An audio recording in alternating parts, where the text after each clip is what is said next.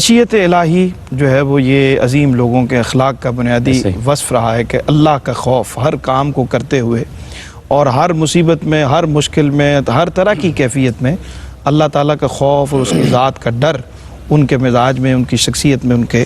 کردار میں رہا۔ تو ایک کامل مومن کے لیے اس کی کتنی اہمیت ہے کہ اس کے دل میں، اس کے افعال اور اس کے اعمال میں اللہ کا خوف۔ اعوذ باللہ من الشیطان الرجیم، بسم اللہ الرحمن الرحیم۔ سرور بھائی، ہم صحابہ کرام کی جب ساری زندگی کو پڑھتے ہیں، جتنے بھی غزوات آئے ان کو ہم دیکھتے ہیں تو ہمیں اس چیز کا علم ہوتا ہے کہ ساری زندگی وہ اللہ رب العزت سے ڈرے، کسی اور چیز سے نہیں ڈرے۔ بے شک 313 کی تعداد ہو، چاہے ظاہری طور پہ سامان پاس موجود نہ ہو، وہ کسی سے نہیں ڈرے۔ حضور نبی کریم صلی اللہ علیہ وآلہ وسلم کا حکم ہوا، وہ ایسے کامل مومن تھے کہ وہ حضور نبی کریم صلی اللہ علیہ وآلہ وسلم کی آواز پہ لبیک کہتے ہوئے 313 کا میدان ہو، غزوہ احد، بدر، خندق، کوئی بھی میدان ہو، ہمیشہ حضور نبی کریم صلی اللہ علیہ وآلہ وسلم کے سامنے اپنے سینے کو تان کے کھڑے ہو جاتے اور ڈھال بن کے کھڑے ہو جاتے تھے۔ بالکل ٹھیک۔ اس کے لیے ہم غزوہ احد کا وہ واقعہ اگر پڑھے، سورۃ آل عمران میں بتایا گیا ہے کہ جس وقت ظاہری طور پہ ان مومنین پہ مشکل وقت آیا، اس وقت بھی انہوں نے یہ اللہ رب العزت سے دوری اختیار نہیں کی، بلکہ اس کے ڈر سے حضور نبی کریم صلی اللہ علیہ وسلم کی بارگاہ میں اپنی جان کا نذرانہ پیش کیا۔ صحیح۔ الذین استجابوا للہ وللرسول من بعد ما اصابہم القرح للذین احسنوا منہم واتقوا اجر عظیم۔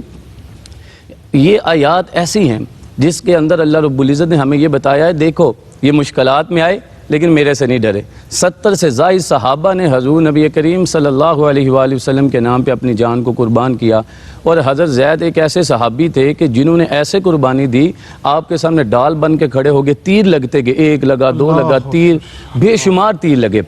اور جب آخری سانس آیا تو حضور نبی کریم صلی اللہ علیہ وآلہ وسلم نے پاس بلایا۔ جیسے ہی دیکھیں کیسا آخری وقت ان کو خوبصورت آیا، ہم بھی یہی دعا مانگتے ہیں، جیسے ہی آپ کے قریب پہنچے، آپ کے قدموں میں گرتے ہیں، اسی وقت کلمہ پڑھ کے اللہ رب العزت کی بارگاہ میں اپنی جان کو سپرد کر دیتے ہیں۔ جب ان لوگوں نے یہ قربانیاں دی، یہ اِثار کا یہ جذبہ دیا، یہ مومنین نے ہمیں اپنی سیرت دکھائی، تو پھر اللہ رب العزت نے ارشاد فرمایا فَانْقَلَبُوا بِنِعْمَةٍ مِّنَ اللَّهِ وَفَضْلٍ لَّمْ يَمْسَسْهُمْ سُوءٌ وَاتَّبَعُوا رِضْوَانَ اللَّهِ وَاللَّهُ ذُو فَضْلٍ عَظِيمٍ۔